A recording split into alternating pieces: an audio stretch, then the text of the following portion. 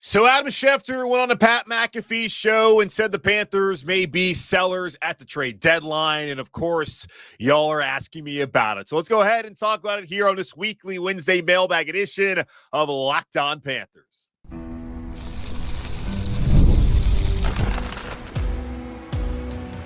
You are Locked On Panthers, your daily Carolina Panthers podcast. Part of the Locked On Podcast Network, your team every day.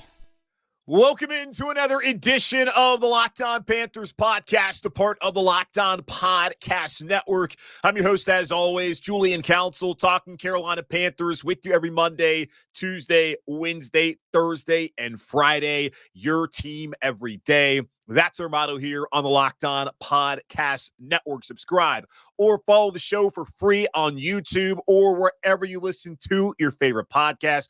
And be sure to follow me, Julian Council, on Twitter at Julian Council, where on Wednesdays, like today, I answer your weekly Wednesday mailbag questions. Going to be doing this throughout the entirety of the regular season. All you got to do is either at me or DM me. And if it feels so inclined, also follow me on Twitter at Julian Council. But it's not required to ask a weekly mailbag question here on Locked On Panthers. Today's episode of Locked On Panthers is brought to you by FanDuel. Place your first $5 bet and you'll get started with $200 in bonus bets guaranteed. Visit FanDuel.com to get started today. And let's get started today with questions that y'all have asked me for the weekly Wednesday mailbag as the Panthers prepare to head to Chicago to face off against Caleb Williams and the Bears in their Week 5 matchup. First question comes from William. The big news of the day on Monday was that Shaq Thompson is out for the rest of the season with an Achilles tear, and likely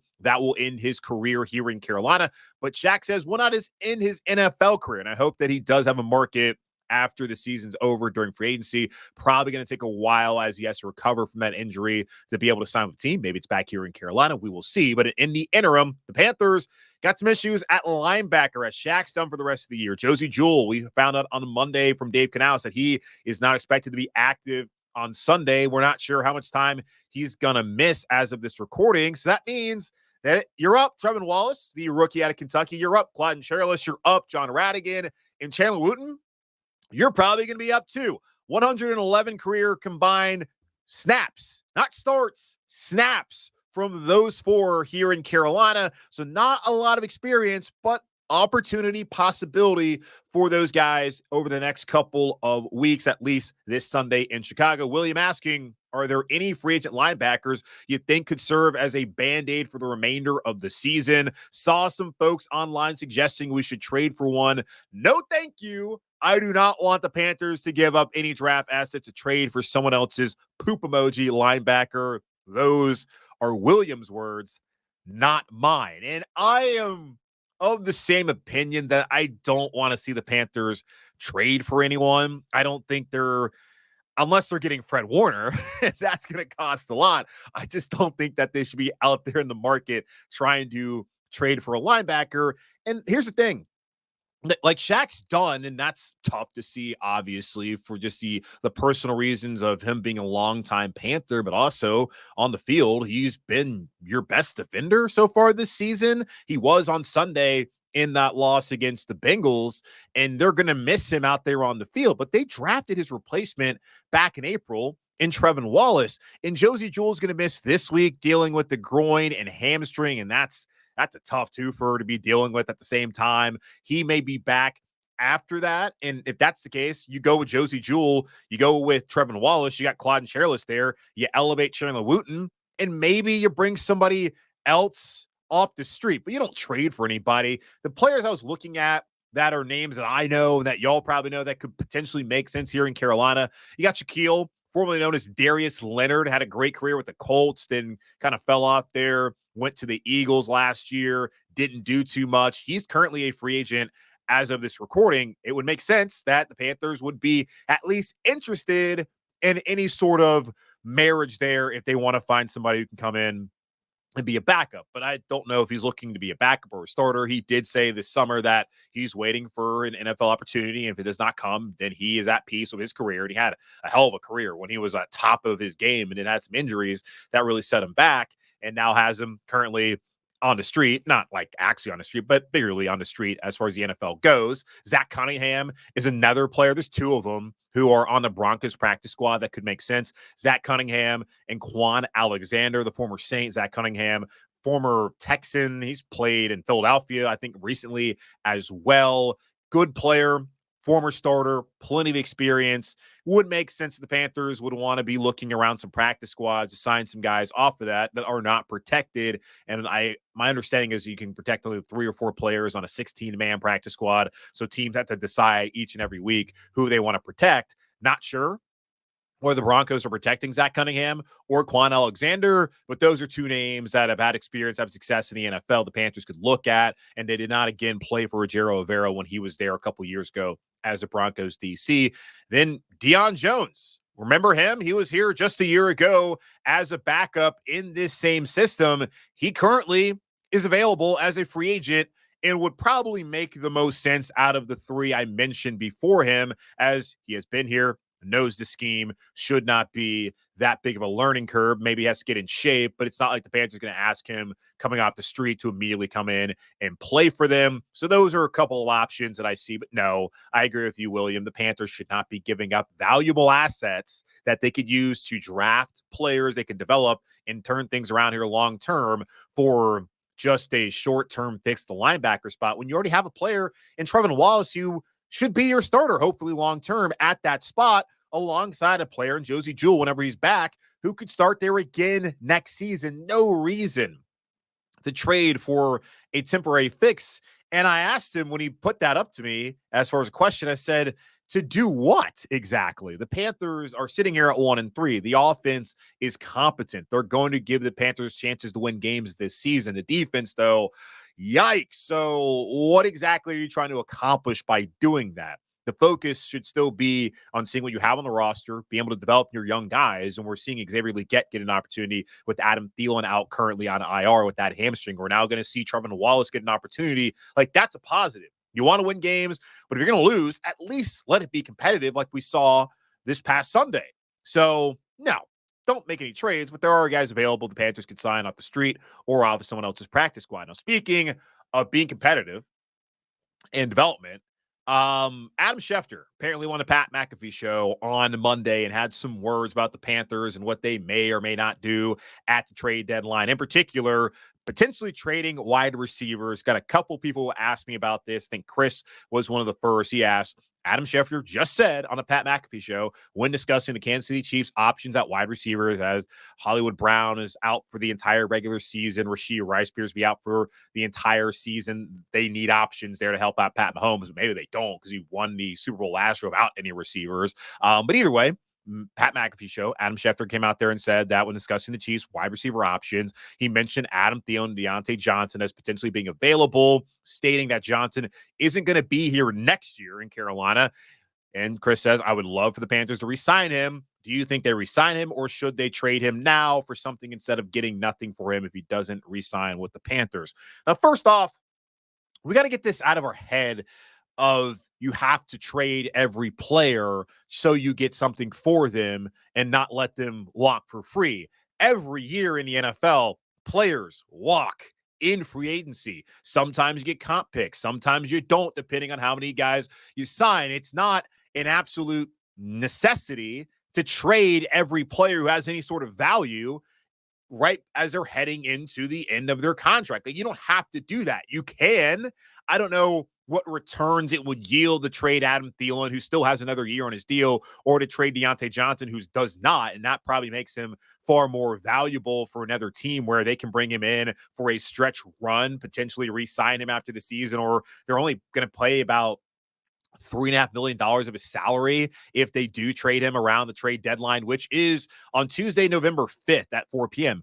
And by the way, I don't know what the Panthers' plans are as far as traveling to Munich. Are they going to do it early in the week? Are they going to wait later on in the week to go over there? But if they're doing early in the week, that's going to kind of cause a little bit of drama there. If there is questions about, will the Panthers make a move? Will they be sellers at the deadline? As their operation's going to be in another country 6 time zones earlier than the one where they operate on a day-to-day basis. So that kind of would be some interesting drama if that's how things play out. but it really comes down to the rest of the schedule and how they perform over the next couple of weeks. Currently sitting at 1-3. They have the Bears on Sunday, a game I think they can win. The Falcons at home the week after that. Have a hard time believing they beat Atlanta based off of the Falcons wanting to run the ball, the Panthers not being able to stop it. Commanders looking far more formidable than we could have predicted once the season began. The Broncos, I get that they won in Tampa. They have won in New York, two teams that could be seen as playoff teams. I certainly see the Bucs as one potentially. The Jets, not really. Those are big wins. But Bo Nix has not looked good on the road. Never going to be easy, but that's a winnable game. The Saints at home, they got to play better than they played week one. But again, he had a tough time stopping them the first time. I don't think they're going to have an easier time stopping them the second time around. Like if the Panthers are sitting there with only 2 wins at the trade deadline, then yeah, you probably want to be sellers, as at that point in time, let's see, 1, 2, 3, 4, you'd be like 2-7. So if you're 2-7, trade deadline's coming around. You have a player in Diontae Johnson who you would like to keep around because he's a dynamic receiver, but do you need to keep him around for the rest of the year? No, like why not trade him, get some value, and he'll be a free agent anyways. The Panthers, because I don't see the Chiefs franchise tagging him. The franchise tag for next year projected by overthecap.com is $25.7 million. That's more guaranteed money than the current deal Diontae Johnson's playing on right now. So the Panthers shouldn't franchise tag him, and whoever potentially traded for him wouldn't do the same. So he would be available after the season anyways to potentially bring him back to Carolina. But if you trade him, you're probably not going to re-sign him after the season's over with. It would be nice, but look at the situation here. Bryce Young's been benched. The development of Bryce Young, at least playing in games right now, has been halted, if not completely ended permanently here in Carolina. So do you need to have Diontae Johnson? Do you need to have Adam Thielen, where there would be a $5 million dead cap hit next season if they do trade him away at the deadline? Do you need either one of those guys when you have young players like Xavier Legette, who looked pretty good on Sunday, aside from the drops, and Jonathan Mingo, who, still want more there, but give him an opportunity as well. You got 2 young guys that you want to build around. You still need to go out there, get other receivers who can be long-term answers, and Thielen's not a long-term answer in Carolina. So that one would make plenty of sense, especially if you keep seeing Legette play the way he played, and Mingo, at least the combination of those guys, produce like they did on Sunday. Do you need Adam Thielen around anymore with Andy Dalton at quarterback? If it was Bryce at quarterback, yes, you need to have those receivers who can help out the quarterback. With Andy Dalton, he can throw him open. He can handle himself, and they have a run game that they can lean on, and they're not trading away Chuba Hubbard. They may trade away Miles Sanders potentially. That would make a little bit of sense, I suppose. But I don't know. I would love to see Diontae Johnson stick around. But the way I'm looking at this is a multi-year rebuild. And you can't sit here and be like, no, we got to keep this guy around who we traded for. And it was a great trade. We got to keep this guy around for the rest of the season when he's on an expiring deal, and you may not keep him around anyways after the year. Like, cool. It'd be nice to get some compensation back for him, but it's not a necessity. And I really want people to like get off of that, where it's like, you have to be able to trade this guy away, get something back for him. Like, if you're going to get something, do it now, instead of kind of like, with the Burns situation, which is completely different, but still, you got to do it at the right time. And the right time to do it would, of course, be by the deadline. If there's a team like the Chiefs that are asking for the right price, if it's the right price, then yeah, you do it. If it's not the right price, then you keep them around. You just don't trade them just to trade them. You don't want to, you want a 3rd round pick, and they're saying, well, we'll give you a 6. Okay, we'll kick rocks then. It's got to be a right deal for Dan Morgan and for this organization, and we'll see how that plays out. So things have certainly changed based off of the fact that Bryce Young's no longer the starting quarterback as of right now, and that changes the calculus of whether you need veterans like Thielen and Johnson around when the team could be out of the playoff picture by the deadline. Hopefully not, but could be. And when you have younger guys like Xavier Legette and Jonathan Mingo already getting opportunities right now with Adam Thielen on IR. Speaking of guys who are on IR, or technically the physically unable to perform list, should there be some anger towards who sign players who have not been able to play so far this season? And what's going on with the whole tight end situation and their usage? We'll talk about that here in just a moment on Locked on Panthers. You can now win up to 100 times your money on Prize Picks with as little as 4 correct picks. Prize Picks is the best way to get action on sports in over 30 states, including California, Florida, Georgia, and Texas. And yes, of course, the great North state of North Carolina. Sign up today and get $50 instantly when you play $5. You don't even need to win to receive the $50 bonus. It's guaranteed. Prize Picks is the best way to win real money this football season. Which players are going off, which ones aren't. Make your picks in less than 60 seconds and turn your sports opinions into real money all season long on Prize Picks. Download the app today and use code LOCKEDONNFL to get $50 instantly after you play your first $5 lineup. That's code LOCKEDONNFL to get $50 instantly after you play your first $5 lineup. Prize Picks, run your game. Back here on this weekly Wednesday mailbag edition of Locked On Panthers. Next question coming from Ozzy, who asks, with players like DJ Wonnum, is there something to be asked about who signed off on that and how the player passed medical given the time they've been out? Surely this is something that the medical would have spotted. Yes, DJ Wonnum, who did not participate at all in the voluntary or mandatory portion of the offseason back in the spring, did not participate at all during training camp or in the preseason, and has started off the season on the physically unable to perform list. Dave Canales, Panthers head coach, was asked about him and Jonathan Brooks, some other guys, and where their status is as far as guys on the IR, on PUP, and on the non-football injury list. And he said that they would not be opening up the window this week for DJ Wonnum or for Jonathan Brooks. Other guys like Ian Thomas, Dane Jackson, Jaden Crumbly expect them to be out there at practice on Wednesday for their 21-day ramp-up period. And it's tough to see where the Panthers right now are really struggling to get pressure with Jadeveon Clowney and the rest of the no-names basically in that position group that are trying to help him out. They're last in sacks in the NFL. They're last in pressure percentage. And I don't see that really changing unless they maybe get DJ Wonnum back this season. But one thing I've been asking, even if he comes back, what are they getting out of him? Someone who missed the entirety of the offseason is coming off of an injury that clearly has cost them this much time. Now, I'll give y'all some insight. I can't really share too much, but I had a conversation. I think I brought this up once on the show. I had a conversation with somebody just trying to figure out, like, what's going on here with Wonnum. Like, the quad tear, like, that's one thing. Like, was there a setback? And there was some talk back in the spring, and I told y'all that I'd spoke to somebody. It seemed like he was going to be out a little bit longer than it appeared.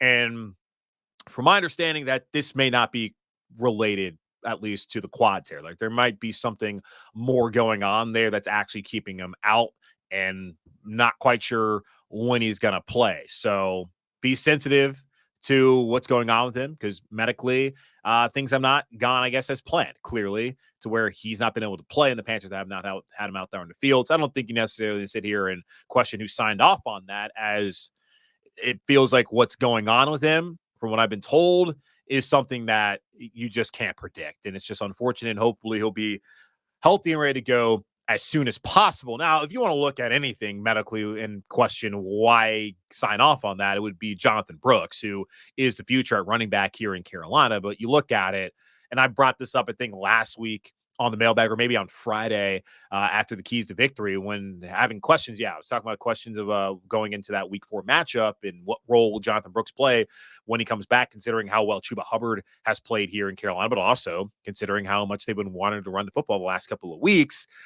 Like, he's got the ACL, and they're not opening up the window on him this week. So when you really think about it, 21-day ramp-up period, like Wonnum, he has not practiced at all. You got to give that guy the full 21 days. So it's not going to be this week. I can't see him being ready to go until maybe the Saints game at home, but realistically, probably after Munich, after the bye week against Kansas City in Week 12, that would make the most sense if you're going to bring him back. I don't know. It's tough. Like, if he's going to be basically shut down the entire season and not play much of a role, why did the Panthers draft him this year? Why not wait to draft Ashton Jeanty out of Boise State, who looks like he's headed to New York for the Heisman Trophy ceremony, whether he's going to win or not? Like, he's been outstanding. Why not wait for Travion Henderson from Ohio State, or Quinshad Judkins from Ohio State via Ole Miss? Why not wait for Omarion Hampton out of North Carolina, or Ollie Gordon from Oklahoma State? There were some really good backs in college football right now who are versatile. Why not wait for them and use all 4 years on them, plus maybe a fifth-year option? I mean, I don't draft a running back in the first round, of course, but why not get all 4 years out of those guys opposed to where, like, they're getting 3? Now, if the long-term plan with this staff, as long as they're here, and with this general manager is to have Jonathan Brooks as their lead back, then okay, sure, but still kind of odd that they decided, let's use a second-round pick on a player who may not play at all for them. And if he does play, hard to believe he's going to play a big role at all. So that's the one I would look at and go, Kurt has a question asking, through 4 games, I think it's safe to say that Dave Canales' play calling works, even with Bryce in the run game worked, and there were open receivers that Bryce just missed. However, yet again, the tight end position is not a focus at all. 13 total targets through 4 games, which has led to 11 catches for 80 yards. All of those are forgettable besides Trimble's nice catch on the opening drive in Vegas. What are your thoughts on this position and not being utilized yet again? Yeah, 14 targets, actually, Kurt. Sorry to correct you. I'm not necessarily like that worried about it. I went back and looked to try and see the first 2 weeks when Bryce Young was the quarterback, if that played a role. They actually were targeted more times in the first 2 weeks than they have the last 2 weeks of Andy Dalton. There were 8 targets. So let's just go week by week. Week 1, 2 targets, 1 reception, 4 yards. That's JT Sanders, and that is Jordan Matthews had to be the starting tight ends that day as Trimble was out, and Ian Thomas was also out before he was placed on IR. Week 2, 6 targets, 5 receptions, 31 yards. That was Tommy Trimble's debut. And then week 3, once Andy Dalton took over, 4 targets, 3 receptions, 29 yards. All those were to Tommy Trimble. Week 4, 2 targets, 2 receptions, 16 yards. All those were to JT Sanders. So, yeah, have not been a focal point. But you go back to that Raiders game. Why do they need to be a focal point? Diontae Johnson was outstanding.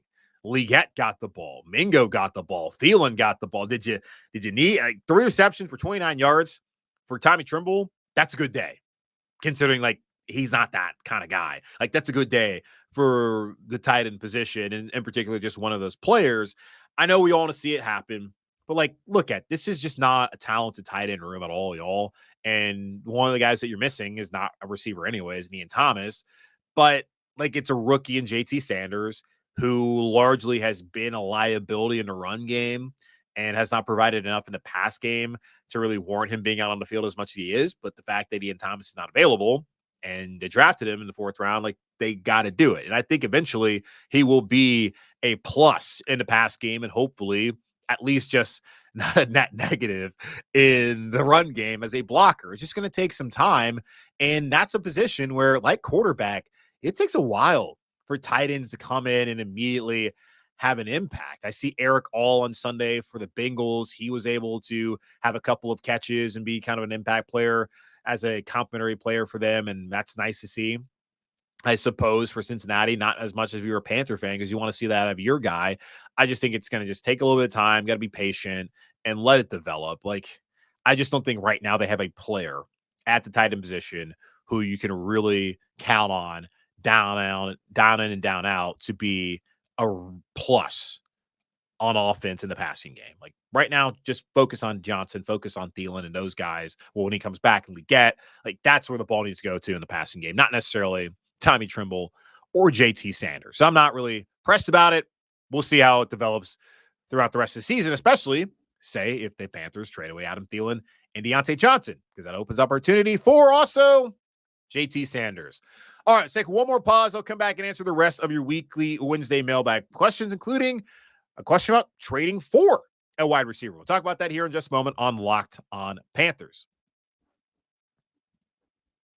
Hey, NFL fans, you can start the season with a big return on FanDuel, America's #1 sportsbook. So when you get a hunch in the middle of the game, you can check out the latest stats, view live play-by-play, and so much more on the same page where you place bets. And speaking of bets, looking at the Panthers-Bears game on Sunday, Panthers still 3.5-point underdogs, plus 164 money line, and the over-under has actually gone down. It was 42.5 yesterday when I spoke to you, now at 41.5. And let's look at a couple of other specials going on with the Carolina Panthers right now. You can always do a same game parlay in any of these games if you want to. You can take an alt spread, all of that. just go over to FanDuel and do that. And when you do, you'll get started with $200 in bonus bets guaranteed when you place your first $5 bet. That's FanDuel.com, America's #1 sportsbook. A couple more questions here before we get out of here on this weekly Wednesday mailbag. This one comes from DJ. The big news in the NFL on Tuesday is that Davante Adams wants out of Las Vegas. He only went there from Green Bay to Vegas because his best friend, Derek Carr, was there. And now his best friend, Derek Carr, who they played together at Fresno State, now plays for the Saints. So maybe he's going to go to New Orleans. Hopefully not. Also, the money factor. But now he's like, guys, we suck. And I don't want to do this anymore. Get me out of here. And there's been questions the last couple of years about whether he would be traded elsewhere and how that would work out. I think the Jets were a team that would be interested. At least they were in the past. They certainly should be, as yikes. So DJ asking whether the Panthers may be interested, saying with the recent news of Davante Adams wanting out of Vegas and the Raiders would take a second-round pick for him, do you see Dan Morgan picking up the phone and pulling the trigger on a trade? No, I do not see Dan Morgan doing that. If Dan Morgan's going to pick up the phone to pull the trigger on any trade, it should be trading away his own veteran wide receivers and not for a veteran wide receiver. The Panthers do not have a long-term quarterback right now. They do have two young receivers in Xavier Legette and Jonathan Mingo, and even a young tight end and Jatavion Sanders, who we just talked about, who deserve reps and should be developed. This is a developmental organization, according to Dave Canales, after they benched Bryce Young. So develop the guys that you have here. Don't bring in some older veterans who probably don't want to play for a team that's going nowhere this season and probably next season, just the immediate future. He probably doesn't want to spend out the end of his career playing for a team that, yes, beat his team, but still not an organization headed in the right direction in terms of sustained success, which we were promised by Daddy Warbucks, a.k.a. David Tepper. So, no, this is not a situation the Panthers should be in on at all. Like, why give up a second-round pick, which they were able to get by trading away Brian Burns, and then with the Rams wanting to trade up as there's the run on defensive tackles so they could get Braden Fisk out of Florida State via Western Michigan. Like, why give up that, which was a great piece of business, to go get a player who probably doesn't want to play for you, who also would be like, wait, you don't even have a quarterback. Like, you have Dalton right now this year, but is he going to be here next year? Is Andy Dalton going to play well enough to where he might go get an opportunity somewhere else in the NFL? I don't know. It just doesn't make any sense to me, man. The Panthers need to be acquiring assets and developing their young players. That's what they need to be doing. That should be the focus, not getting Davante Adams as if like they're a receiver away, because that's not the case at all. Even if they get Davante Adams, they put him in Thielen with Legette and with Johnson. The defense can't stop anybody. So what does it matter? Not trying to be like Debbie Downer, but the team building aspect here has been royally effed the last couple of years. They need to be focused on getting assets, developing the roster, and doing it the right way. And the wrong way is trading for a receiver who just doesn't do really anything for you. Michael from Germany, our last question. Michael, hopefully I'll see you down there in Munich next month. Only like, 4 days away from me flying out there. Cannot wait.